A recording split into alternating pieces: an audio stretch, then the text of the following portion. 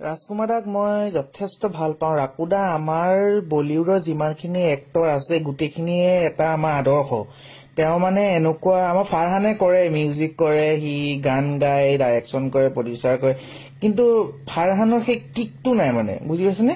আমাৰ ৰাকুদাৰ যিখিনি মানে কোৱালিটি আছে সেই কোৱালিটিখিনি আৰু কাৰো গাত নাই। মানে এতিয়া ৰাকুদাই চব গান নিজে লিখে, ইটো আমাৰ ফাৰহানে নিলিখি, বাপেকে লিখা গানকেইটাহে ধৰি লওক ফাৰহানে গায়, কিন্তু ৰাকুদাই নিজে লিখে। দিৱানী টু দিৱানী ইমান ধুনীয়া গান। আকৌ আগৰ মে চান্দ হোতা তো চান্দিনী ফেইলাতা, মানে সেই ফেইলাতা শব্দতে বহুত কিবা সোমাই আছে। ঠিক তেনেকে you are a doctor, I am a driver, আৰু চিম্পল ড্ৰাইভাৰ বুলি কৈছে।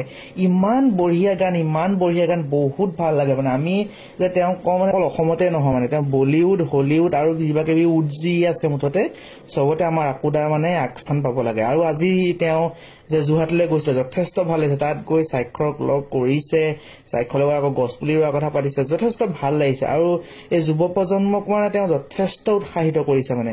আৰু মোৰ যিখন টাইগাৰ জিন্দা হে যিখন চিনেমা ওলাব, এইখন চিনেমা মানে মই ৰাকুদাৰ wonders army, animal hunter, animal killer, আৰু কিবা চিনেমা অকণমান আছে, মই নামটো এতিয়া পটকে পাহৰি গৈছো, টেৰৰিষ্ট ইন মাই হাউচ, এই গোটেই চিনেমাখিনি চাই পেলাই মই শিকিছো মানে কেনেকে মই চিনেমাখন শ্বুটিং কৰিম, কেনেকে একশ্যন চিনবিলাক কৰিম, তেওঁ যিখিনি ফাইট চিন, তেওঁ যিখিনি ডান্স, মাই গড, মানে বহুত ভাল লাগে। মই জেকলিনকো কৈ থাকো যে তই চা, শিক, আমাৰ ৰাকুদাৰ চিনেমাবিলাক চা, তহঁতি শিক, এইবিলাক শিকিলেহে এতিয়া পাৰিব।